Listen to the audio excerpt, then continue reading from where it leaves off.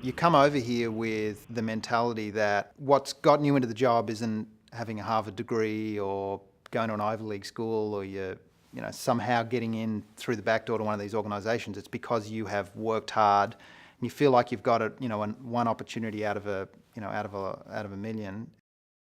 I'm Mark Solomons. I got a job with JP Morgan, which was an American bank. Back at the time, was one of the few American banks that had a real presence in Australia, and part of the deal was we're a small bank, but if you work here for a couple of years, we'll move you overseas for 12, 18 months maybe, and then you can come back. 10 years later, I still haven't come back yet.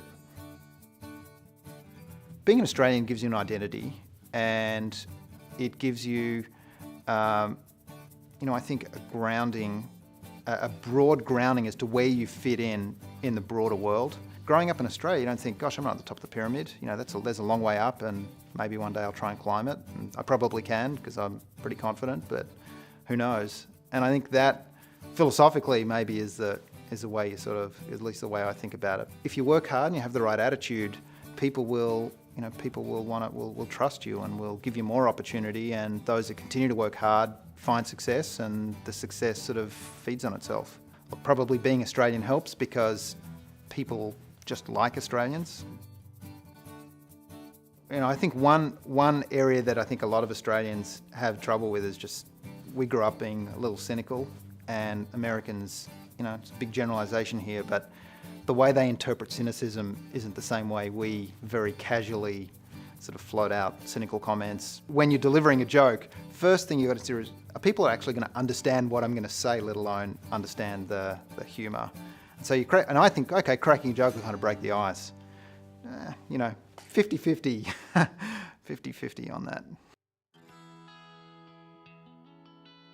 When I think about success, we think ultimately, what are we trying to do? And we're trying to be happy and have a good balance of work and a good balance of sort of home and life, and just being happy and fulfilled. We spent the better part of the last 10 years, both my wife and I, working around the clock, pursuing our sort of professional dreams and aspirations. We had just some terrific, mind-blowing experiences along the way, but it sort of evolves, and you can't do that for 30 or 40 years. Now to me, we live for our vacations and being away and being together.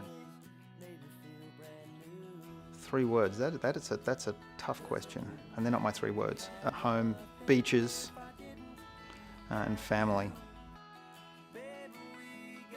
Being in America, you have to work your way through ribs. So we're having purchased a barbecue about 6 months ago, where we're sort of learning the art of ribs, and it's not something you can do in half an hour. It's an all afternoon affair.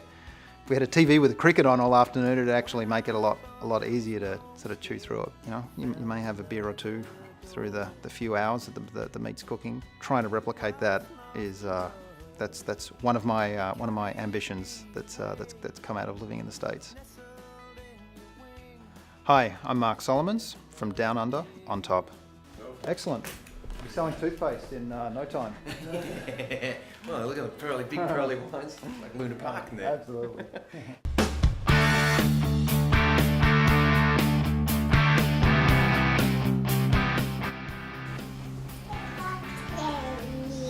Daddy goes on a plane to New York. That's true.